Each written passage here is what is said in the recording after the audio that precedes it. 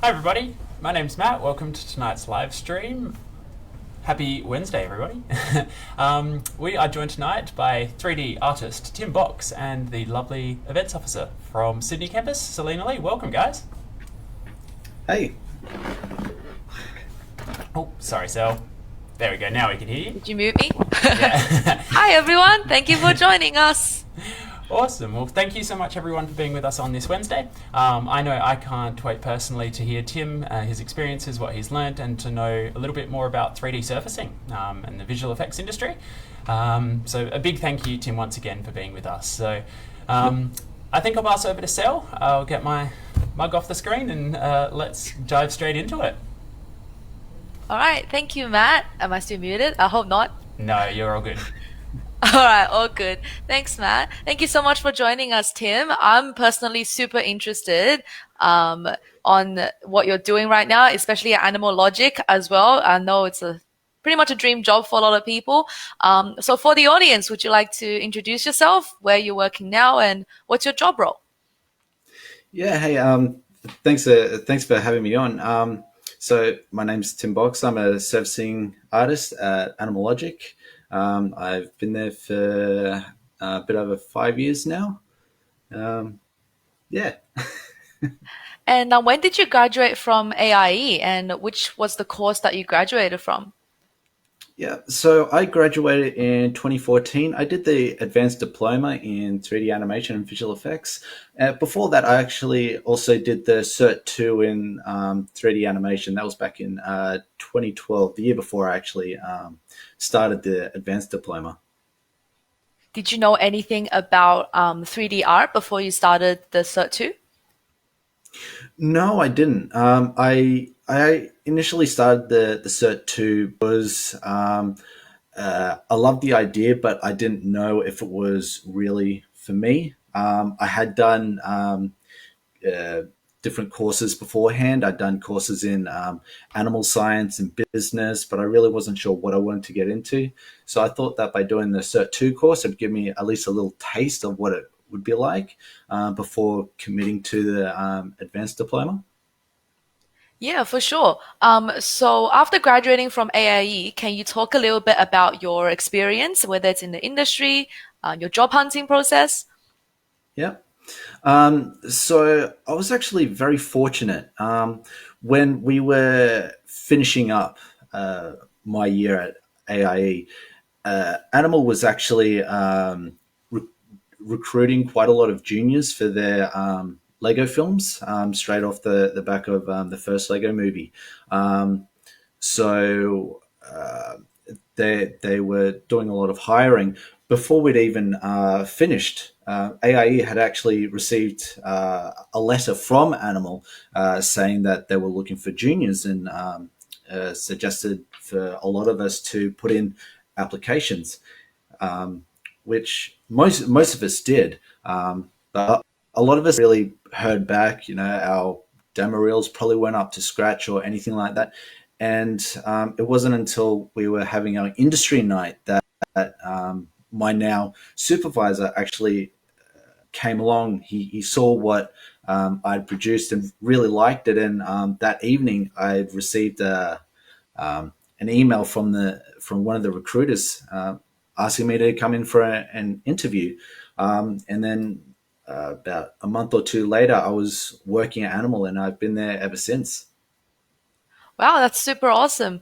And tell us a bit more about what being a 3D artist actually involves.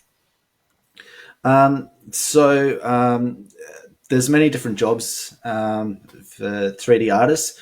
Specifically for myself as a surfacing artist, that mainly includes painting textures, shaded development, grooming on characters, creating grass, look dev, uh, those sorts of jobs that all come together that affect the overall look.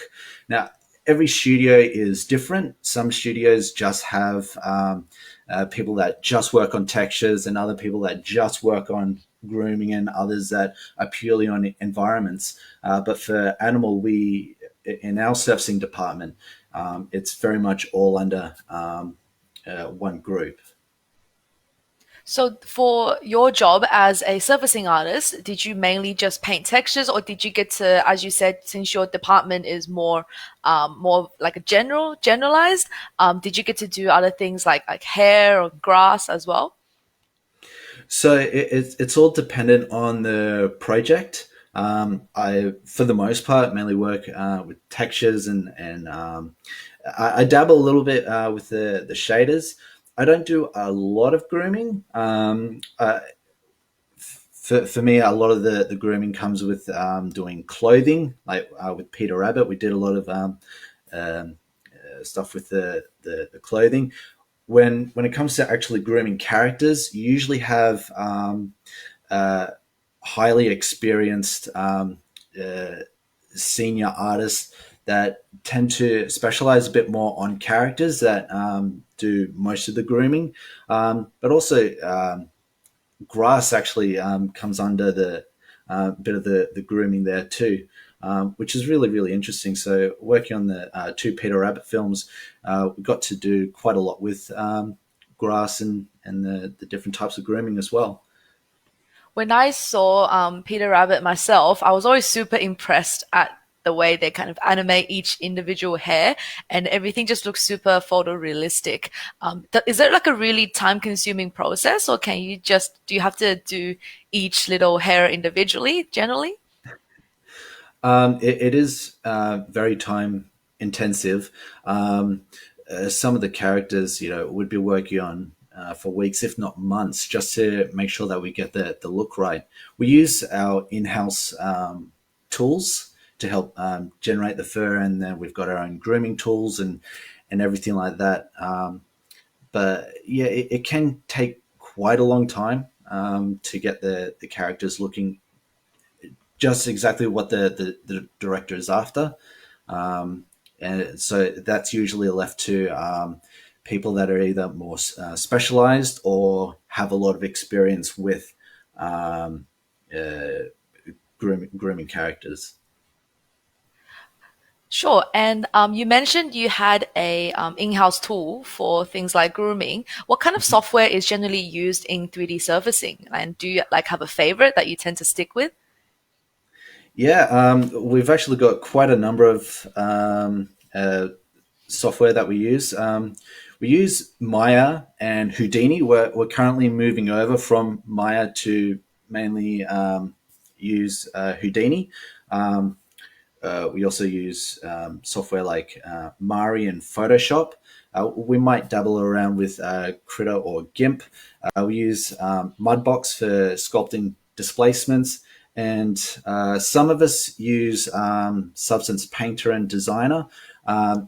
Not everyone on the team uses it. It's more just a couple of us that double with it. When it comes to actually painting textures, we predominantly use Mari for that. Sure. And how did your interest in getting into the film industry start? Like, what's really sparked it? Was there maybe a film with a super cool VFX that inspired you?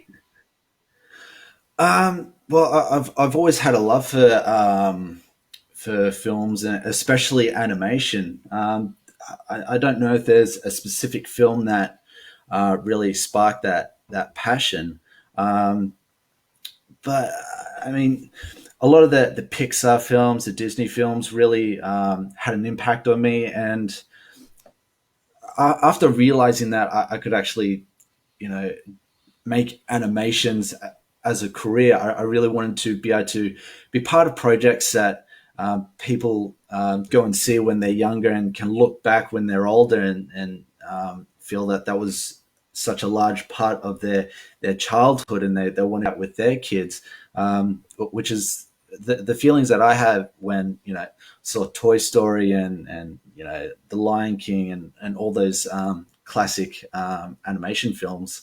I just wanted to be a part of projects like that just had that profound impact on people. For sure. And has your name been credited on any like major blockbuster films since you started Animal Logic? Yeah, there's been about 7 or 8 films so far. that I've been credited to. I think that's how many. Could be more. I don't know. There's a couple of Lego films, some Marvel films, and the Peter Rabbit franchise as well. So they've kept us pretty busy. Do you always wait till the very end of the film and look for your name, or maybe tell your like friends and family to be like, wait till the end, my name is up there? Is that, or do you kind of not really actually watch the film as a whole because you've seen like footage over and over again? What's that like? Just No, I definitely do enjoy watching the film and the pride that I have when I see my name at the end. But it's a habit that I've developed to watch the credits of every film that I watch, just to look at everyone that put all the blood, sweat, and tears to bring these different projects to life. I've been doing that for quite a while, but yeah, the first time that you see your name in the credits, it's an incredible feeling. You just think, oh, only the rich and famous have their names in the credits, but no, there's so many people that work on these films, and just seeing that the names and the credit that they get for making these films, it's a very satisfying thing. Cool. All right, we've got a bit of our first viewer question for the night, so I'll just chuck that one up on. Did you need to move for your job at Animal Logic, Tim? No, I didn't. I was very, very lucky. I've been coming into the city quite a lot for study and working as well. So Animal Logic is just over at Moore Park, which is only a 30-minute walk from the CBD. Not even that. So it was. I was very lucky. I've worked with people that have come from other countries just to work at Animal. So I was pretty lucky to land a job at a studio like Animal that was so close to home. Cool. Awesome. Thanks, Clifford, for the question. Keep them rolling, guys. That's what they're there for. So I'll throw it back to you, Sel. thank you, Matt. And Tim, is 3D surfacing like an area that you always knew that you wanted to get into, or you kind of just fell into that position when there was an open position available at Animal? No, when I first got into, first started studying at AIE, learning about 3D animation and everything, I predominantly wanted to just be in animation or modeling. I actually did not like texturing at all. I do not have an artistic background. I'm not a very good painter. I'm not a very good drawer. And it was actually one of the, I think it was the visual effects assignment where nobody wanted to do the surfacing. So I said, you know what, I'll do it. I'll give it a go. And I found that I really, really enjoyed it. So yeah, it was kind of like a happy accident. And going back to when Animal was asking for students to apply for junior positions, I had applied for animation modeling. I hadn't even considered texturing at that point.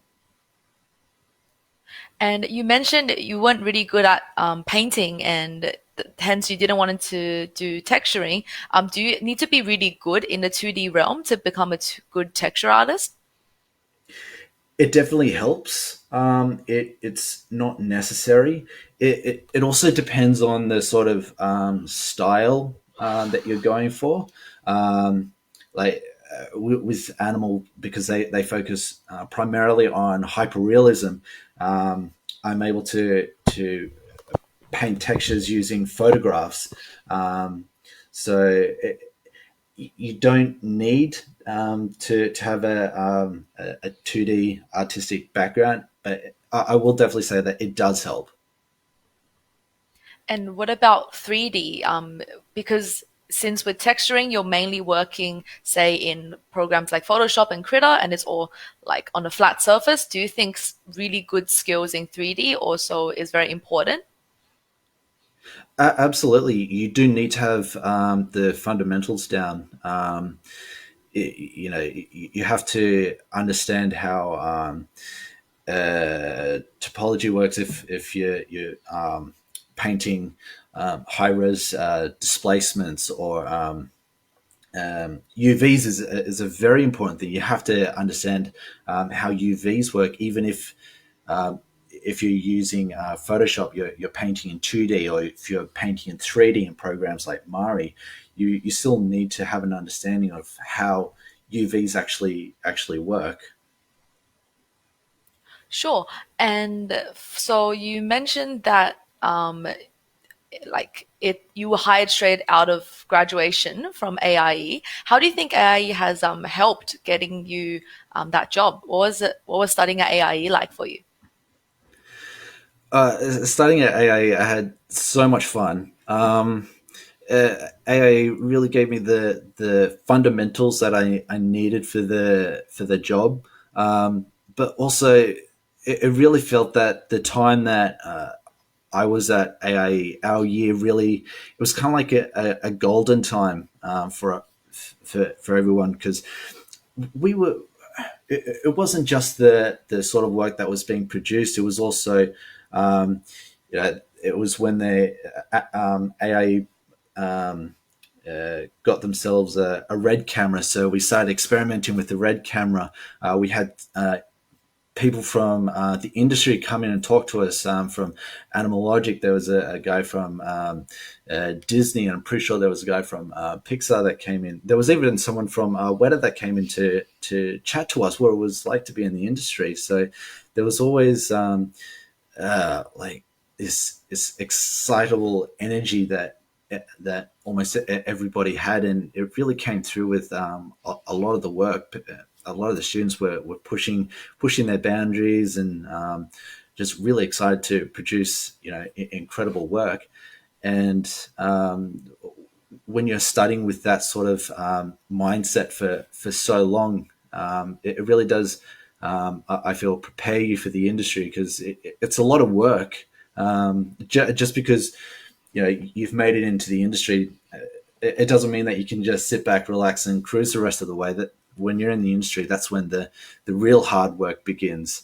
So I do feel that AA really did help prepare me for that. And again, if we didn't have that industry night, I wouldn't have been gotten into contact with the future people I work with now at Animal Today.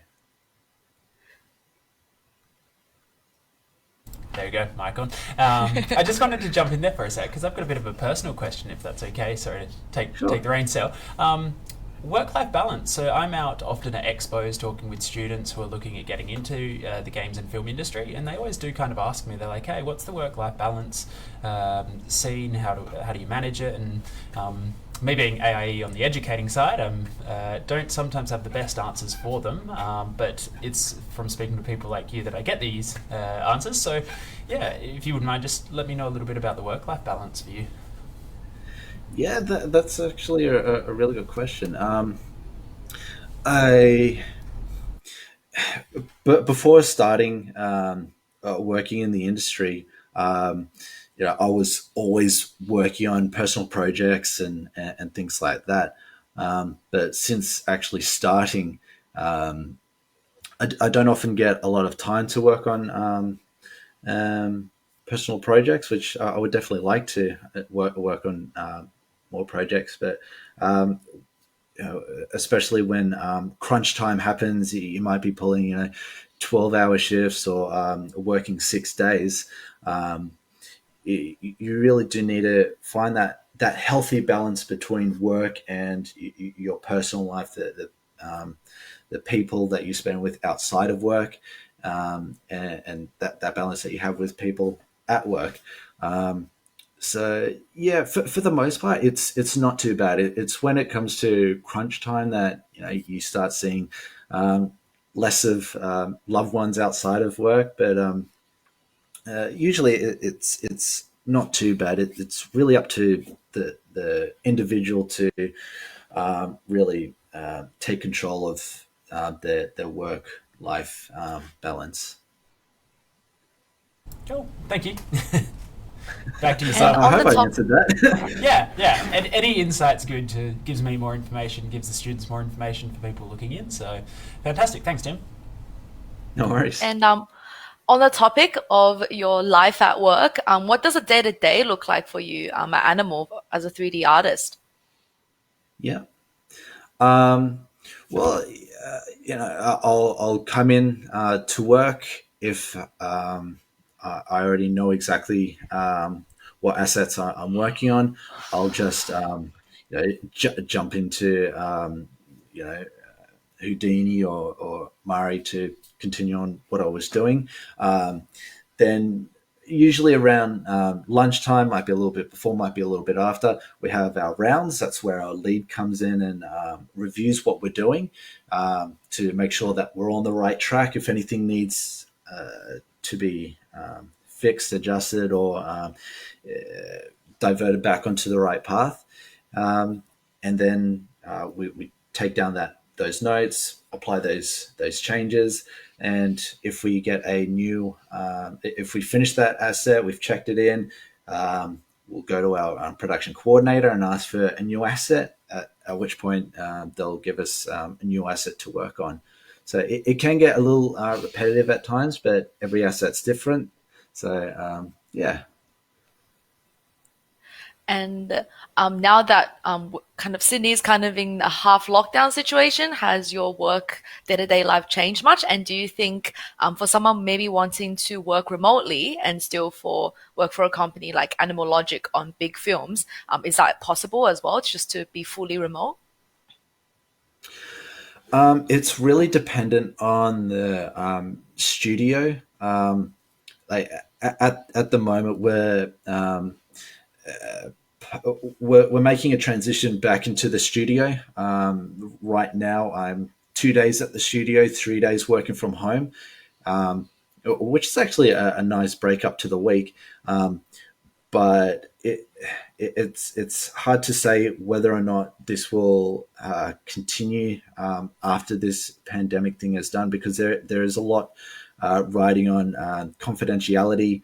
The fact that a lot of studios were able to talk to the clients and convince them to allow us to work from home has really been quite an incredible thing. So for people that want to purely work from home, it's unlikely that you'll be able to get a position at a major studio. So yeah, look, it has been great working from home because I don't have to travel. That it allows me to do a lot more of my own personal things from home. But again, for people that would probably like to just work from home, it's unlikely that you'll get a position at a major studio. You'll probably have to look at more freelance work if that's the case. But I mean, everyone's different. Some people don't like working at studios. Other people prefer freelancing. So yeah. That's always really interesting to know because we've interviewed a lot of people from the games industry, and they're a little bit different where they tend to, a lot of people actually do work remotely, even permanently as well. So I always find that very interesting difference between the two industries. Um, Yeah. and what do you like? What has been your favorite project so far to have worked on? Because I can tell you, Lego Batman is one of my favorite films of all time. Um, I think it's the best Batman film. Like, what was your favorite Yep. project so far?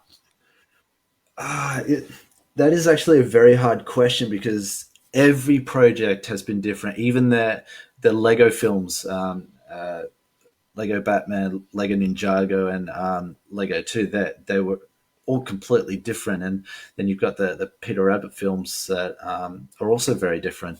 I would have to say I probably enjoyed working on the second Peter Rabbit film just because I got to work on I had a lot more variety on the type of assets that I was working on. I got to work on assets specifically for characters like outfits, as well as working on bits of the environment and just a lot more variation in what I was doing compared to other projects. But to be honest, every project has been a ball.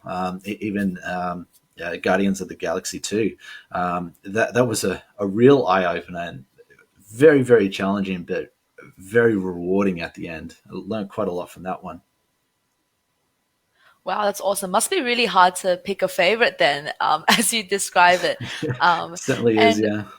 what about working in the industry and in film art in general? Like, what is your favorite part about it?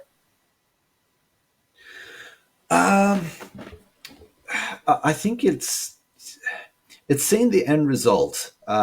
Is you work so hard, you work with a lot of really incredible people, and seeing what you produce and what they produce, and it all meshes together, and seeing that end result, it's incredibly satisfying, and even more so when people respond positively, and just amazed by what they see, and it's even more so if they express how much the film affected them, whether it was just so much fun, or oh, that film really meant something to me.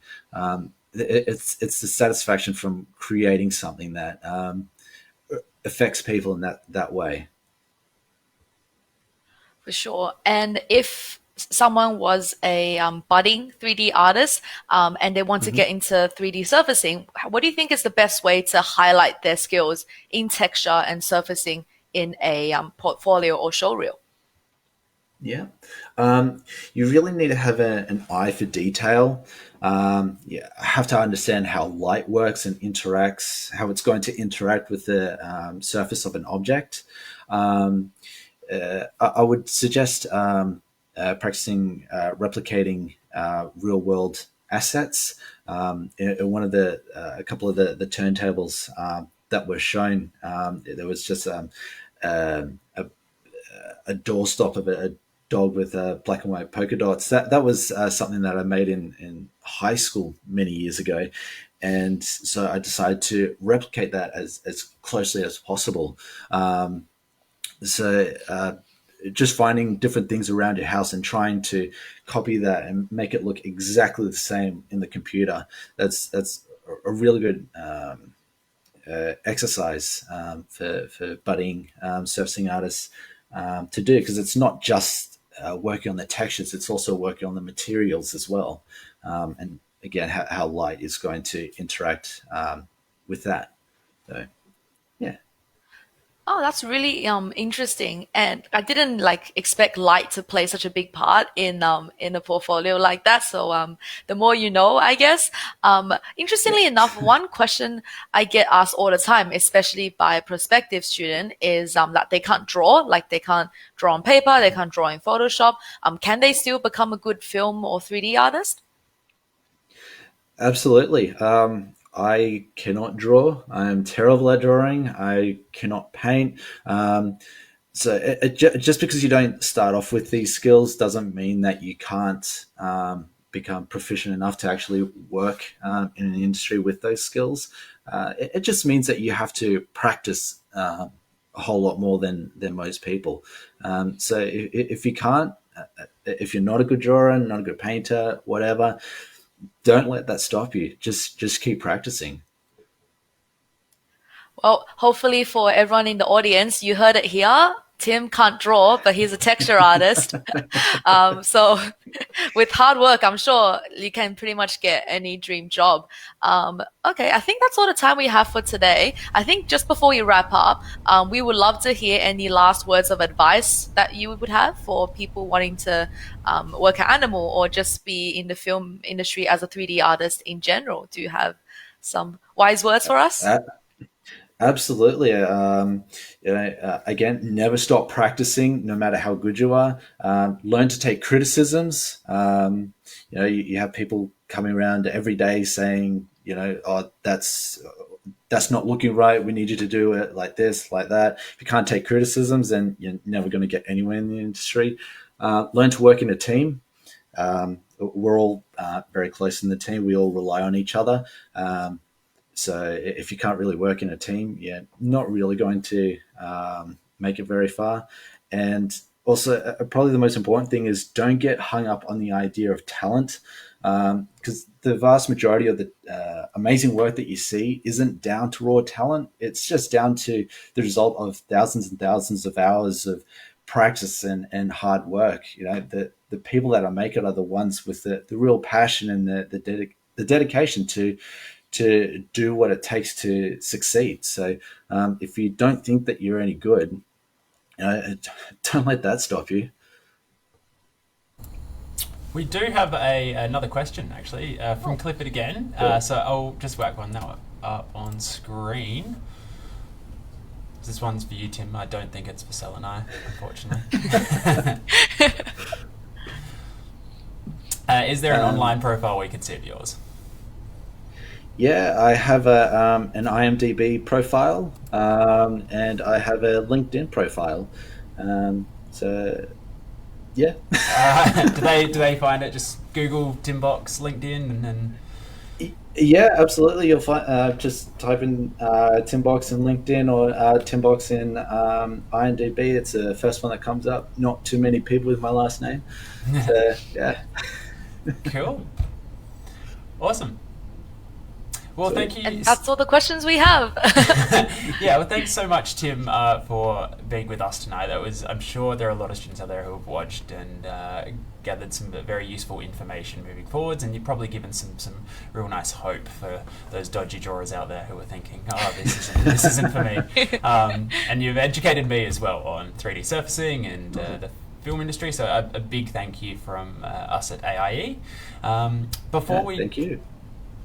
Thank you. So before we fly off, guys, I'll just quickly jump onto the website here. So looking ahead for AIE, we've got some really exciting stuff coming up. So next week on the 1st, we are joined by Joel Gabriel. I can't wait to actually hear his as well. He is going to give us a nice little bit of information into regards to game programming. He's quite the specialist, and he's worked a lot with VR, XR, and really wants to be a proponent moving forwards for the industry. So can't wait to have a bit of a chat with him. And we've also got September, next month, we've got 2 events running, which is once again super exciting for us and for a lot of students out there looking for more information. We've got the Information Evening and the Industry Experience Day. So both of them are free. So if you're just on the website, go ahead, click, and you can register on here as well and come along and meet some of the crew. So in saying that, thank you so much everyone for being with us tonight. Tim, absolute pleasure having you on. Sel, thank you so much as well. And is there any other last little things that someone wants to mention? I think we're all good. I'm just really, I was really glad to be able to speak with Tim, and especially ask some of the harder questions, like, for example, if you can't draw, or do you really have a work-life balance in the industry? So thank you so much for sharing all of that with us, and hopefully a lot of people are inspired out there in the audience, and hopefully we'll see some of you at AIE as well. Cool. Thanks, everyone. Awesome. Thanks, guys. See Have you a later. good night. Thanks, guys. Bye. Bye.